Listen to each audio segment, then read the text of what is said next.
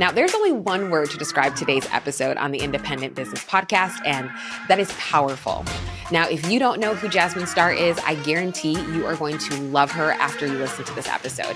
She is a business strategist and CEO of Curator, a social media marketing company. And we sat down for an honest and real conversation about entrepreneurship. Jasmine shared with us her business journey from where she started to the major lessons she's learned and how she deals with imposter syndrome. As business owners, we all experience fear and self-doubt, and Jasmine reminds us that no matter what obstacle you are facing, to keep showing up, do the work, and move forward. This episode was such a gift for me, and I know it will be for you too, so let's get into it. If you enjoyed today's conversation, make sure to like and subscribe so you never have to miss an episode.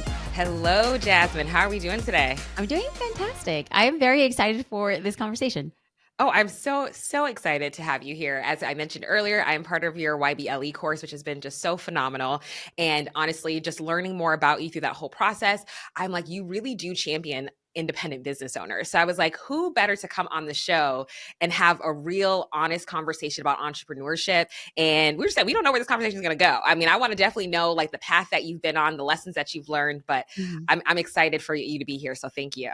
Thank you. Thank you. Yes. You know, when we launched your biggest launch ever, we knew we were attracting a different type of person that's been in my orbit. Now, I've the privilege of having a business and speaking and doing podcasts, but the type of person that I get a front row to work with, we knew when we created this offer was going to be different. And so being able to meet and talk with you, it feels like such an immense moment of gratitude because it's proof that when you get to work with people who you're inspired by, you're like, oh, it worked.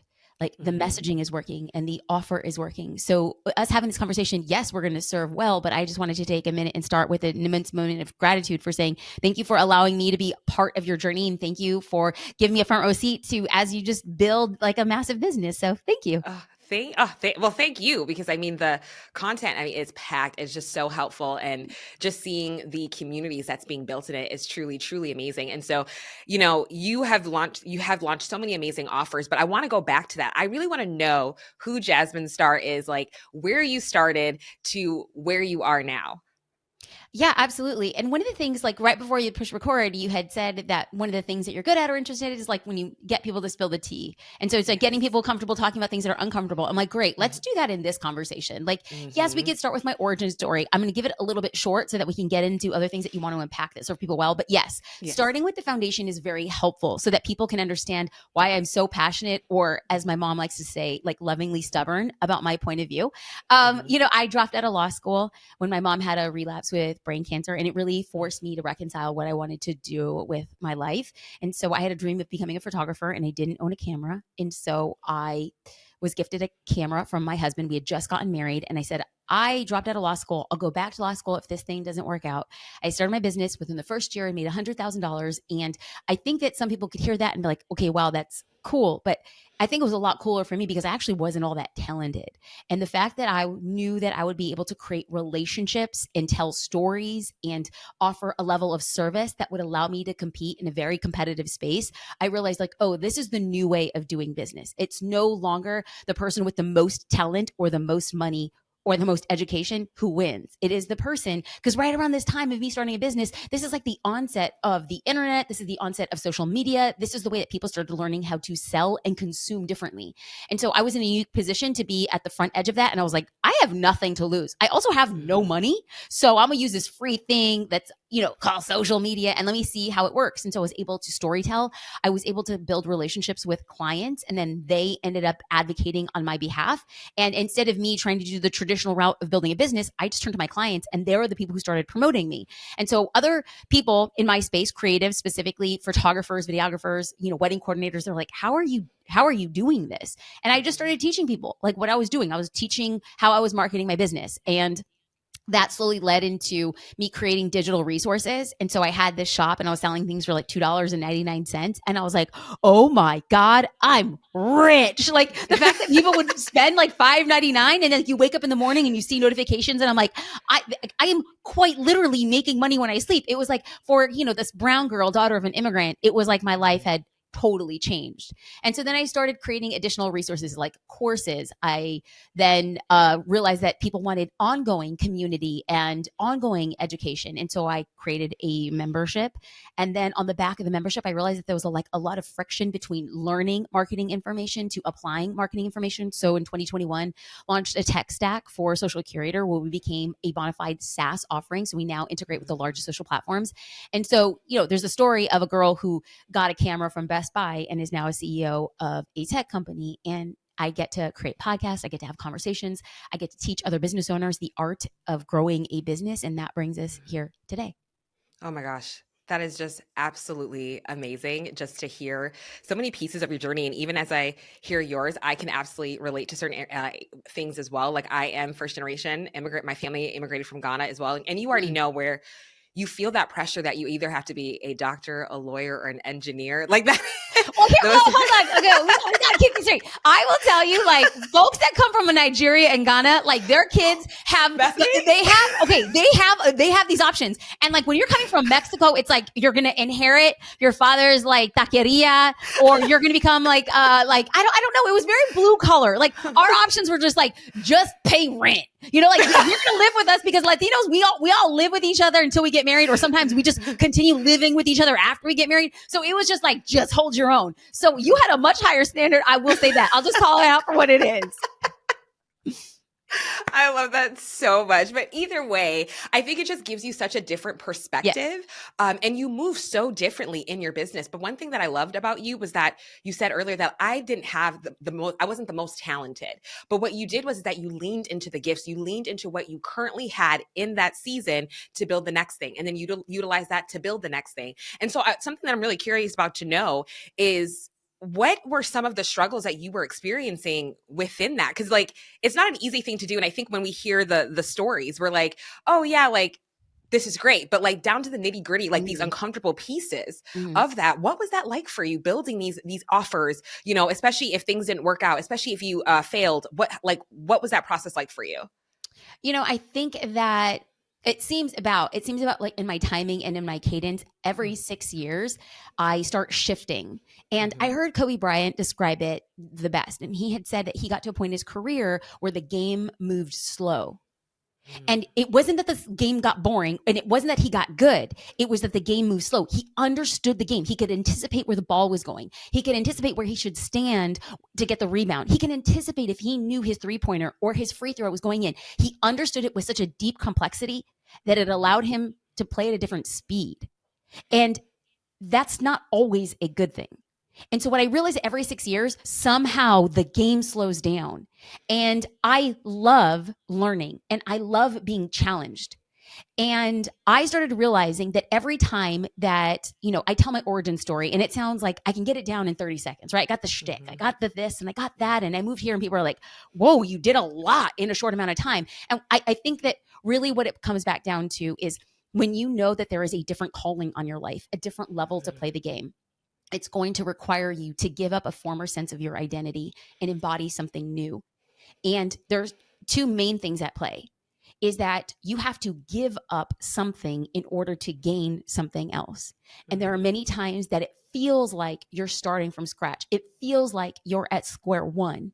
But the thing that I have realized now, looking back at all those times where I wanted to pity myself for starting over, or say it's really ridiculous that I'm going to be walking away from a very lucrative photography career to start something else, is that we look at square one and it's almost like we have this tut to it. I don't need that. I am the English say, I'm going to suck my teeth at it. Ugh. And so we look back at these things, and I would always look at square one as if square one applied to everybody the same way all the same time. But now I realize that we will never get the same square one again, because every journey, every pitfall, every success, every peak, and every valley, we've learned something and we've become a different person. So even if we go back to square one, we are starting something else entirely due to the mistakes we made, due to the successes that we had. And so when we start over, the pivot is always the hardest because you have to let go. And the pivot is always the hardest because it feels like you're now an amateur when you were so used to building your life and career as a professional. Those are two of the hardest things that I continuously, even in the midst of pivoting myself, you go back to that and you realize, man, this is the stuff that many people don't talk about, and this is the stuff that many people don't do, because it requires us to feel a level of unsafety, a level of unpredictability, and a level of sacrifice that if you got used to things looking a very certain way in your life, and you want change, it requires change. And when it requires change, it requires risk. And whenever we risk something, we immediately want to like hedge our bets and keep what we have safe. But dwelling in safety doesn't allow us to grow. And I think that there's a lot there to be said, but I just want to have that real conversation around what it means right now as we have changed and pivoted. Oh my gosh, yes. Dwelling in safety does not allow you to grow. I mean, number one, you taking us to church today. I mean, that's facts, because like this is just, oh, that is so key. And I loved too what you said earlier of you have to let go of something in order to gain something bigger. And do you feel like as you went into every 6 years and you're starting something new, what was that shedding process like for you? You know what I mean? Because I feel like even if you were going into something that is going to be amazing, there's still grief in what was, if that makes sense. Oh yeah. I mean, 100% and totally. And I think that I was working with my therapist, and she had said that oftentimes it's really exciting. New things are exciting. Spring is exciting. A new bud is exciting. A caterpillar emerging from a chrysalis is exciting. We have ideas of the butterfly. And there comes a lot of times in our lives and in our careers where we actually don't take time to express gratitude and a personification of what that journey was. And so she had invited me to look and talk to different versions of my business. And many of them are still in motion, but I had to speak to them almost like a release. So for instance, I am active CEO of Social Curator. We have a team. We have a very thriving community. I love what I do there. I do coaching. We create content. But she said, I need to invite you to express gratitude as if it is no longer there, because we need to create space for what is. And so she's like, you can talk to Social Curator like it's a person, and you could say, thank you for what you have done. And girl, I have to tell you, that thing wrecked me, because I didn't do it in that, so I just kind of journaled, and I wrote to Social Curator like she was a real thing. And I was like, you gave us everything. You gave me my house. You gave me my daughter. You've given us the best vacations of our life. You've given me this retirement fund that blows my mind. You've given us the chance for this brown girl to learn investing. I now understand what a 401k is. Social Curator, thank you for putting food on my table. Social Curator, thank you for showing my family what's possible. Thank you, Social Curator, for changing future legacies. I spoke to her, and I was at the end of it, I was like, oh my God, thank you. And I'm still in it. How beautiful. But it was a way to create emotional distinction of thank you and more. And I needed just to I need to create space for more. And I felt like doing that exercise was so transformative. And I felt like, I can love you and I can love this and still find time to create. And I think that was the first big step for me to do it. Oh my gosh, even hearing you talk about that, I'm not gonna lie to you, my eyes were watering, because number one, I think so many business owners, right, we're constantly on this hamster wheel. Yes. And, we wear so many multiple hats, and we're just constantly going. And then once we finally hit what we wanted to hit, we're looking for the next thing. But to go back and actually look at that journey, and especially you have to let go in order to create more, and talking to Social Security as a person, that is just phenomenal. But literally, because then you think about it, of everything that Social Security has done for you. And I think of myself right now as I'm in a journey where my capacity is changing with all the change that I've experienced, especially in the last 7 months.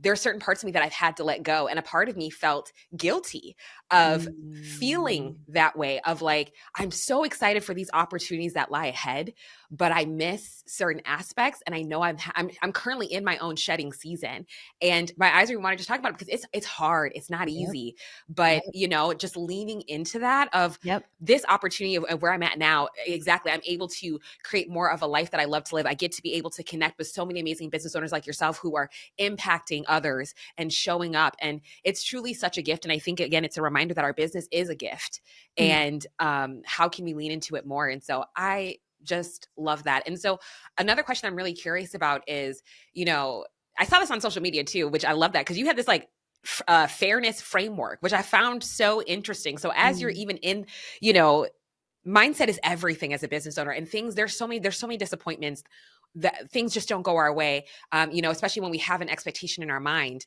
And you had this framework, and I literally wrote it down myself, because I was like, I need to start doing this. Can you just share a little bit about what that is, and how do you do that in your everyday, especially as you're in these major seasons of transition? Mm-hmm.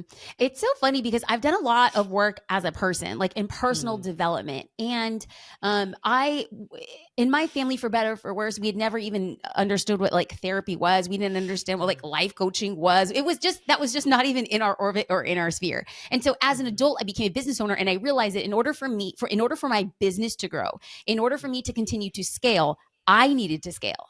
I needed to grow. So I started pursuing ways and ventures of self-understanding and discovery. And one of those things was being the eldest of 5 children in a Latino family. My parents did their absolute best. We did not have money. We didn't have a lot of, we had experiences rich in love, not experiences traditionally that people might look at, like a vacation or a trip or a lot of gifts. And so in my mind, subconsciously, I had built this drive for fairness. Things had to be fair in my adult life because things weren't necessarily fair in my childhood. Being the eldest, I took a lot of responsibility for my siblings. And I think that consciously and subconsciously, I shielded them from a lot, so that when I became an adult, when I graduated college and I got married and I was able to look at my own life, I was then able to assess that is the behavior that I took as my identity. And then I started realizing, I want things to be fair, when in life, they are anything but that. And I started realizing that the older I got, and I've had this same group of friends since I was 13 years old.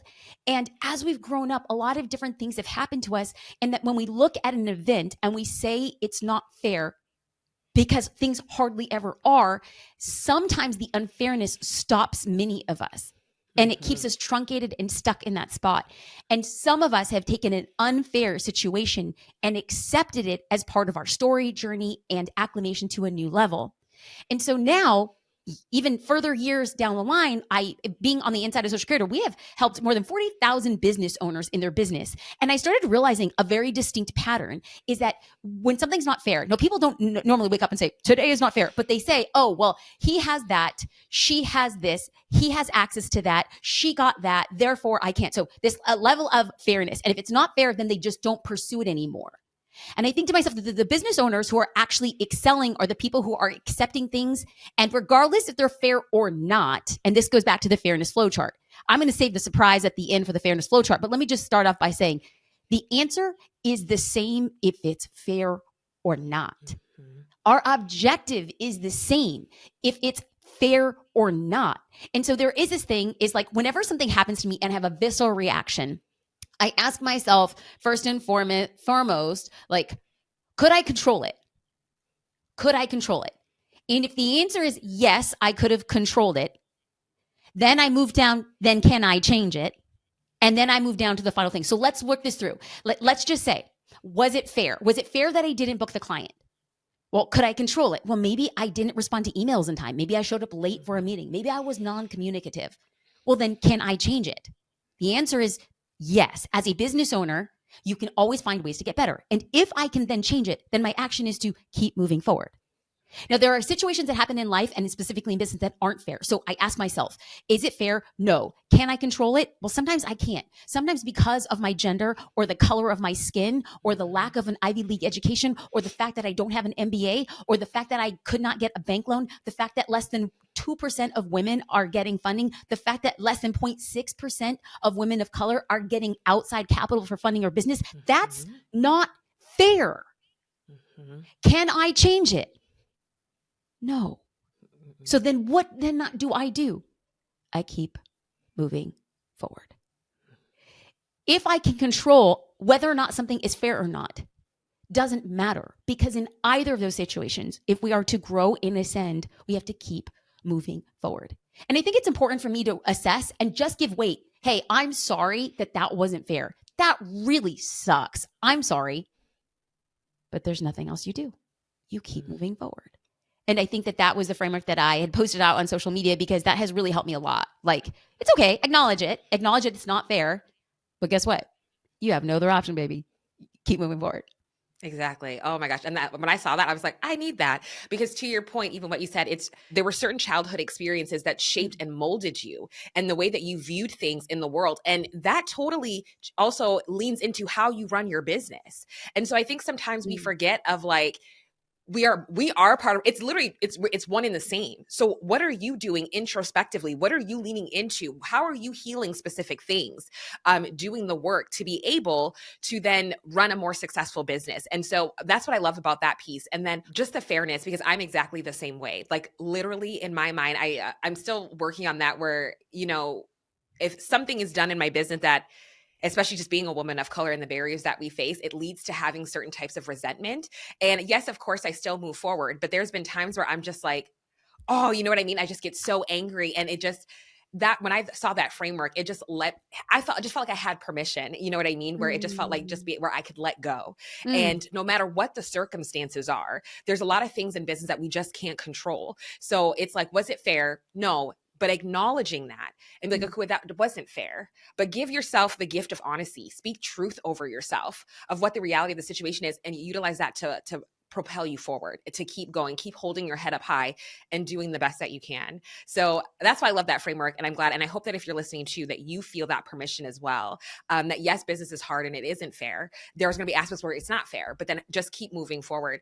And so I'm really curious, like we all struggle with imposter syndrome. And I Okay, just wait, know, hold on. Can we back up a second? Can we back up real quick? Yes. I want to actually, we talk about this, and yes, it sounds good. It sounds warm and fuzzy. Like, even if it's not fair. And we're like, okay, but let's actually extrapolate kind of like a tertiary like idea that's happening here. So oftentimes we as business owners will create content. We create a point of view, or we share something we know. And we do it with our best intentions, and we put it out, and we really hope that it impacts, empowers, and, hopefully it's engaging. Oh, how we love the likes and the likes, the comments, and the saves. We like that. That dopamine quality makes us feel like we can keep on doing this. And I have to like peel back and say that I shared the fairness framework video, and it didn't do well being air quotes in comparison to the other content that I had posted. But I think it's really important for us, because I had no idea that we would have this podcast conversation around something that I had put out. And it was like, oh, and you have that temptation of being like, ugh, that really dragged down the average. And so, it's like you struggle with that. And you're like, okay, maybe I'm not going to be sharing these I'm not going to be sharing these learnings because they just not pop in. I had no idea that it would impact like a person who now, like, number one, is like a rad human being who's putting out amazing things into the world and speaking up on behalf of people who maybe don't feel strong enough in their voice. I had no idea that fairness framework was going to be empowering somebody who had invested in my business. I had no idea that we would be sharing a framework now with this audience. And so as we put out content, as a reminder to anybody who's listening, you have no freaking clue what your content is doing, even if it's one of the worst performing things on your feed, in your profile. And so I just wanted to express a little bit of like a moment of gratitude and encouragement for other people who are like, oh, I'm putting it out and it's not really going anywhere. I had no idea. So thank you. Thank you for that. Absolutely. And I'm not like looking, when I was looking at it, I was definitely not looking at like, oh, this was the most like in this and that. I just remember going through, and of course, all of your content was really valuable. But I remember I just saw that and I was like, I flipping need that. Okay, well, and I need that today. That's great. I love that. I love that. But I jumped in. We were talking about imposter syndrome. We were talking about no, absolutely. But I love that. I think it's a good reminder that you just, again, to your point, you just never know what people are going to see your content in and how people are going to be impacted by it. But, I want to talk about imposter syndrome, because I think that's something that all of us as business owners, we struggle with. I mean, especially when you're in new seasons of being uncomfortable and you're being stretched and pulled in multiple ways. And I'm just so curious to know with you, especially as you have like listed, we're so easy to essentially be like, well, I don't have all of these different types of things, and instantly think that we're not qualified. But I think you're just such a beautiful testament to that, of like, you have leaned in no matter what. And so I would love to know how you exactly deal with imposter syndrome as you go into these new business ventures, essentially. I kind of feel, I don't, number one, thank you for asking that question, because I think what you do with people who are listening is that you're implying that I have somehow like figured it out. And I can't tell if I am really dumb or really strong. I don't know. I don't know. I think that there is a self-awareness of me to know that I don't wake up in the morning and think, oh, I'm going to go play for the NBA or the WNBA. You know, like, you know what I'm going to do? I'm going to go win Wimbledon. I'm not delusional enough so that if something comes in my mind or in my heart, it wouldn't have been placed there if deep down I didn't believe that I had the capacity to succeed at that thing. Mm. And many people receive a similar message, a similar knowing, a similar desire that what that thing you're longing to do, like open that Etsy shop or apply to become the CMO or become a content creator or start a podcast, like you would not have been given that deep longing and desire if you didn't deep down believe you had the capacity to achieve it. But then here comes the very first hurdle of many. Is there is a knowing and a longing and an adhering to that requires a discipline to fulfill on the work required for you to get the thing that you want. And many times we even lack the discipline or the consistency to do those things. Mm-hmm. Now, I am one thing. I am one thing. I am not smart. I'm not fast. I'm not the best. I am not even all that cute. I ain't got that much rhythm either. I'm Puerto Rican. It's like a shame. But I know that I can be consistent. And so that alone gets me over the first hurdle, which is that is like 90% of the thing that stops people. People are like, okay, I want to do my Etsy shop. I'm going to do my podcast. And do you know that 90% of podcasts ever published in the history of all podcast publishing, 90% do not get past episode 10. Wow. So if you just want to be part of the 10%, just do the 11th episode. And so, you know, that has never been all that much of a struggle. It's just like, if I'm going to say I'm going to do it, then I'm just going to do it, and I'm just going to do it, and I'm just going to do it. Okay. But then we get into like the second realm of like imposter syndrome. And that's just kind of like, you know, can I figure it out? Can I figure it out? And I've never gone into the game. Like I didn't start a SaaS company to be like, I'm going to be the best, most profitable SaaS to ever exist. I'm going to blow everybody's mind and I'm going to be a $2 billion exiting founder. I didn't. I just said, I think I could figure it out. Or I think I could hire people to help me figure it out. And that's just been it. And so I think to myself often when imposter syndrome comes up, which it does, why do I belong in this room? Should I be making this investment in my business?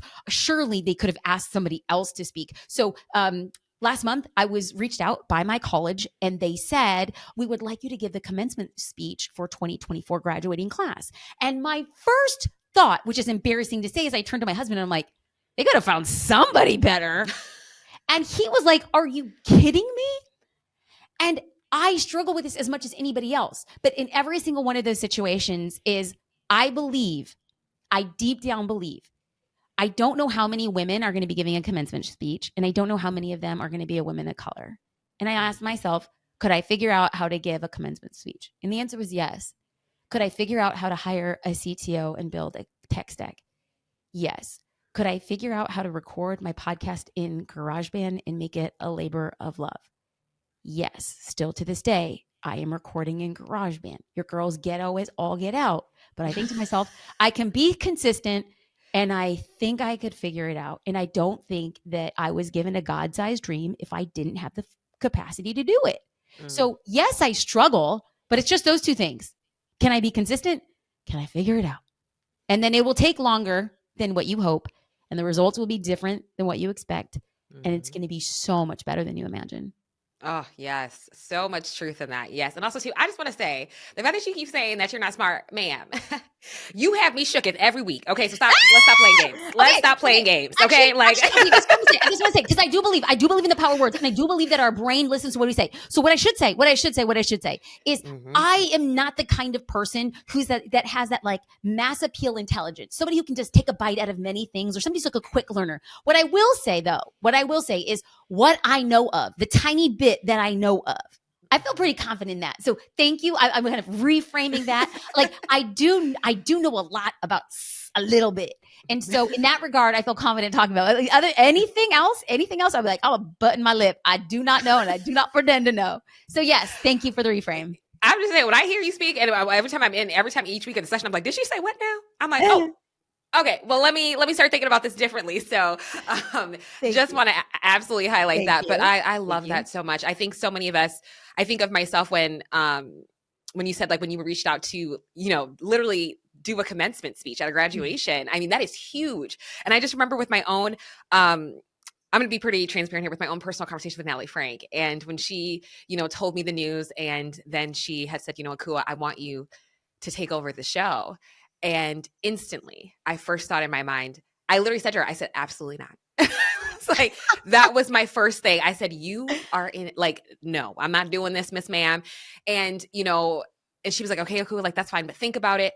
But it was similar to those things that you had said, and Mm. it was just like, okay, you can figure this out, number one. And she was having her season of being bold and gutsy. And I was like, I got to be gutsy too. Like, I can figure this out. I can do it. I have Yep. the support. There are, Yep. there's amazing supportive people at Honeybook who are here. Like, I can Yep. do this. And so I just leaned into it. And it has been like, it's been so uncomfortable, so many moments, but I am learning so much about myself, about who I am as a person, who I am as a business owner, the person I want to become, the business owner I want to be, and how I want to show up in a lot of Mm. these spaces. And so just to even say like, if you're listening, so I know so many of us can all relate to that capacity where like there's an opportunity or something comes up and we can instantly, automatically be like, huh? Mm-hmm. Me? You know what I mean? And so just similar to you, I'm like, oh my gosh, I'm reminding myself too of like, I can do hard things. I'm capable. I can figure it out. And That's so, right. yes, I That's love that right. so But much. add to that, you are consistent. How many shows did Yes. you work with alongside Natalie and stay consistent to prove to yourself? Mm-hmm. We stack proof. Our actions just Yes. stack proof.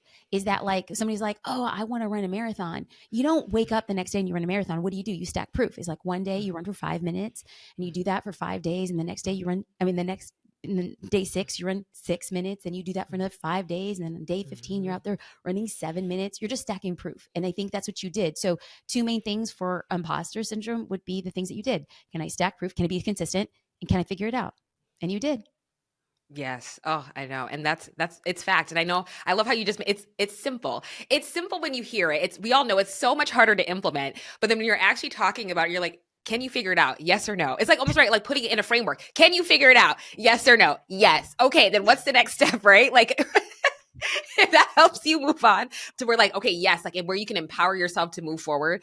I love that. And so a question I'm really curious about for you is what is next for Jasmine? Like as you are what you number one, you're giving a speech at your college, which is amazing. I'm excited to hear about that. Thank But you. also too I'm like gonna take my girl. Everything's content. I'm taking my videographer. I was like, they're not even recording. I was like, I'm gonna take it so I can share it. Like, it's just like how many people are gonna be in a stadium at that time, but how many followers do I have, or how many times can I share the thing that I have? And I feel like I want that pressure on myself because I don't feel like yes. you ever give a commencement speech to the people who are sitting in the audience.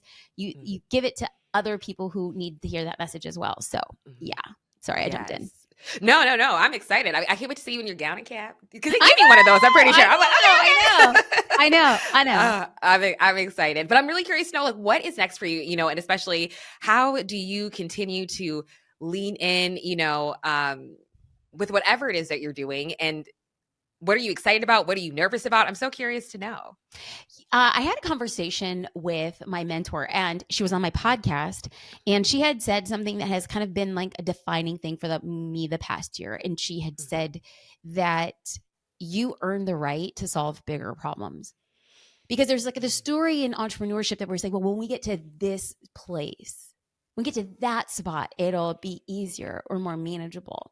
And that was like a common misnomer. And I'm very fortunate that the business has continued to grow year over year. And whenever I said, okay, well, it's just when I make $100,000. Well, it's just when I make $100,000 in a month. It's just when I make $1,000,000. Well, it's just when I make $1,000,000 in a month.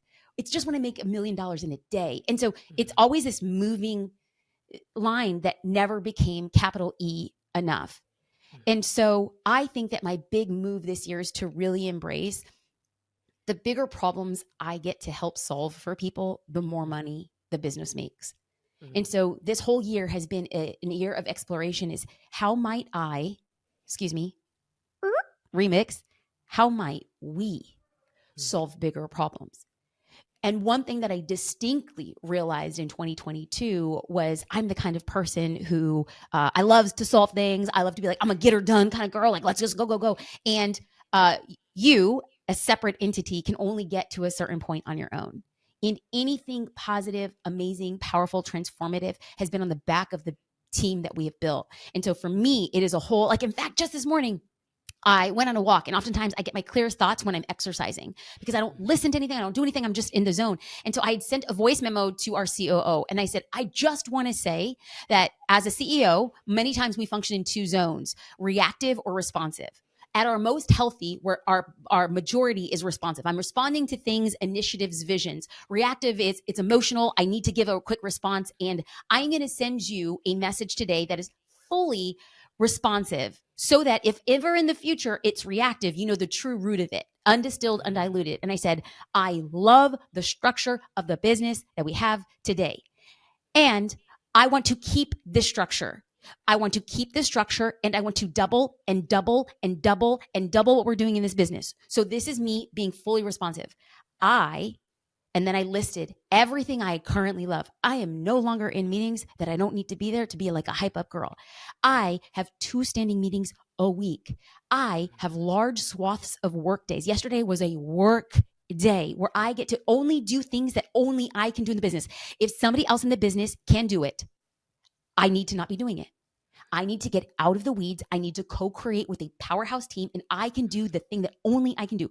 In my business, I only want to do only things that I can do. And anytime, so one of the questions that we had a conversation in the podcast channel on Slack, and they were talking about finding the right type of editor. So we had 3 different editors work on it, and I was listening to the nuances, and they wanted my feedback. And I said, I love that I was asked about the feedback, but let me tell you, I trust our podcast producer.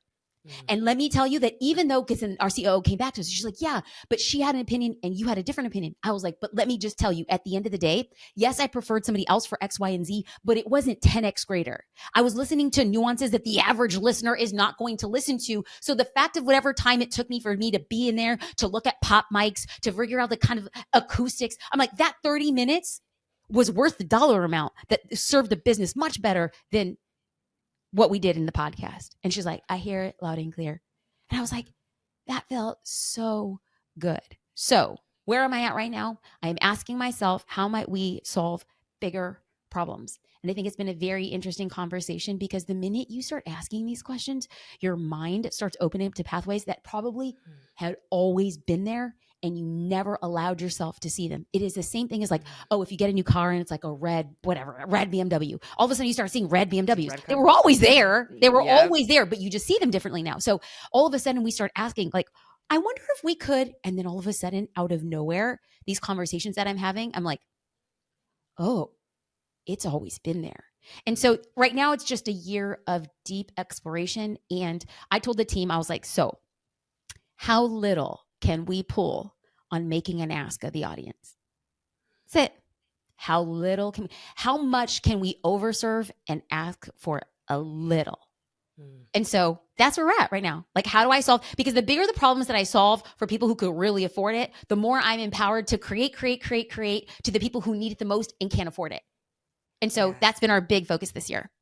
Oh my gosh, I love that so much. And just how you are leaning more into exploring and just creating that space for yourself so that you can become more innovative. And I think innovation is key because, you know, the landscape of entrepreneurship, it's just changed. It's changed so much over the years. Like even from 4 years ago, like after the pandemic, I feel like everything has just shifted and the way that we do business completely has changed. And innovation is one of the best ways to help you stay on top of things, but also to where you can do the things that really truly bring you joy and that are really going to serve your audience and serve them well.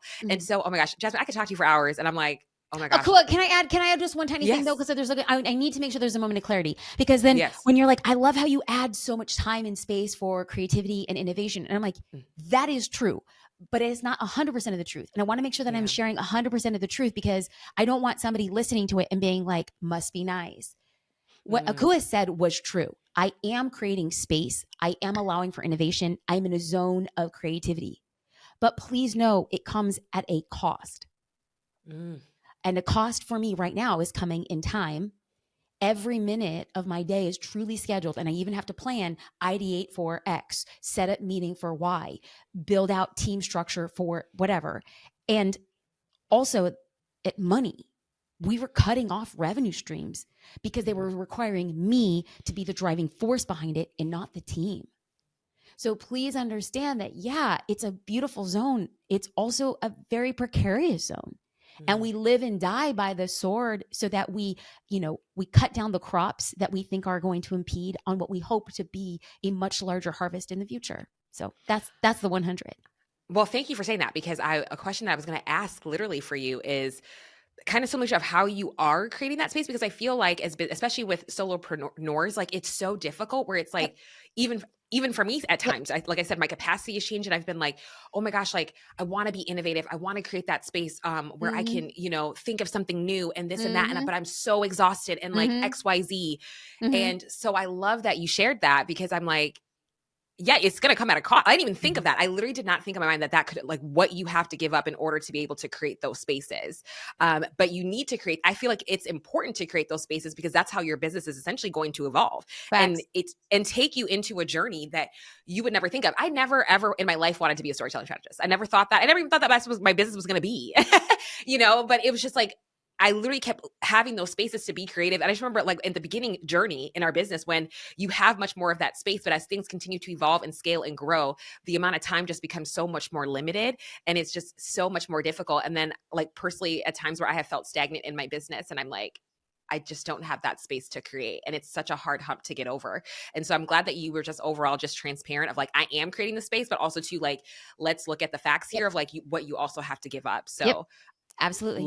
Love that so much. And Jasmine, this whole conversation has just been so impactful. I mean, I could talk to you for hours. This is the first time we're meeting and I'm like, oh my God, like if you left us alone in a coffee shop, we'd open it and close it down. And then be like, this time tomorrow. This time tomorrow with snacks. That's right. Get me some good snacks. I will never leave. That's exactly. Right. And chatting about all things about life and business. And no, truly, this has been a life-giving conversation. And I think if you're listening, because I have felt it too, I feel just a certain amount of permission in certain areas of letting go and what really thinking about, again, what kind of business owner do I want to be and in this new season of life. And so a question that we love to end with for every episode is, what do you think is the biggest differentiator between the businesses that succeed and the ones that fail? Consistency. It is literally everything you want is on the other side of consistency. And it is so simple, but it is not easy. But now I'm going to add to that because we hear consistency all the time. And I've also heard you got to be consistent with what looks like for you and all those different types of things. How do you stay consistent? You plan for it. And I want to be very clear that consistency is not doing the same thing again and again. That's the exact definition of insanity. Einstein says insanity is doing the same thing again and again and expecting a different result. All I'm saying in regards to consistency is just decide to show up and do something, because it is the something that will lead to a slightly different iteration the next day and a slightly different iteration the next day. So it's always a constant evolution, but you have to just first make the commitment to do something every day. And what we want to do is we want to quantify, well, if it's only a 10-minute thing, did I really do it? So is it really worth it? The answer is always yes. It is better for you to put your head down at the end of the day and say, instead of watching that one extra episode of Netflix, instead of sitting around scrolling for 10 minutes, I should have been engaging. It is that one act of consistency that truly defines those who succeed and those who do not. And I know I sound pretty hard-nosed about it, and I'm bullish. I am bullish around making a decision, because here's the thing. People say, oh, it's so easy for people to be consistent if they're disciplined. And I'm like, no, we're all disciplined. We just decide to apply our discipline in different ways. It is it takes somebody very disciplined to watch an entire season on Netflix. That's discipline. So true. That's discipline. It's a lot of discipline for somebody to eat a whole pizza instead of 3 or 4 slices. That's discipline. It's just as disciplined for you to say, I'm not going to watch Netflix, and instead I'm going to go through and plan my content for the next month, the next week. I'm going to plan my content for the next day, depending on how much time you have. We're all disciplined. Where are you applying your discipline in order for you to get the benefits of consistency? My mind is blown because that is so true. I have never, ever, ever thought about it that way. It is so true. It is absolutely, where are you applying the discipline? I have absolutely shamelessly watched so many episodes of Grey's Anatomy recently. And so, you sound like my sister-in-law. Yes. It caught me and I was like, here I am again. And, halfway through season 1 in a day, you know what I mean? Where I was like, I have work to do. I have work to do. And that's so true. And I think, again, it just makes me think about two things. My therapist reminded this. She's like, choose your hard. Everything in life is hard. Yep. And it's just a different type. Choose your hard, right? Like if you're watching, and this is not to guilt anybody, because like I said, I just did it the other day now. But if you're out here watching or doing something where like your time is best spent, you're gonna have a harder time, right? Like I always think to myself now, like, okay, if I don't do this now, what's gonna happen? Like I'm gonna have a harder time doing this or that. So I'm like, just get it done now. Choose your hard, right? And so I love that. But then also too, I remember I saw this social media post on like what consistency looks like. And it was like all of these illustrations and it had like a bottle, like, right? Like one day maybe you could give just, 10%, or the next day you can give 50, or then the next day you can give 100 and then, or 20%. And it's like, I think to your point of just like still just showing up to do something that's going to move the needle forward in your business. So I love that so much. And Jasmine, thank you. Thank you so much for being on the show today. And for people that want to connect with you, where can they find you? Well, I have to say that this conversation has been very McDreamy. You can find me at jasminestar.com or on my podcast, The Jasmine Star Show. Oh my gosh. Oh, this conversation has been so much fun. Thank you. Thank you so much for being here. And for everybody listening, until next time. That ends our episode of the Independent Business Podcast. Everything we've discussed today can be found at podcast.honeybook.com. Head to our website to access for show notes, relevant links, and all of the resources that you need to level up. And if you've enjoyed today's episode, be sure to subscribe to the podcast to make sure you never miss our future content. Drop us a review and leave our guests some love on social. And thank you again for listening.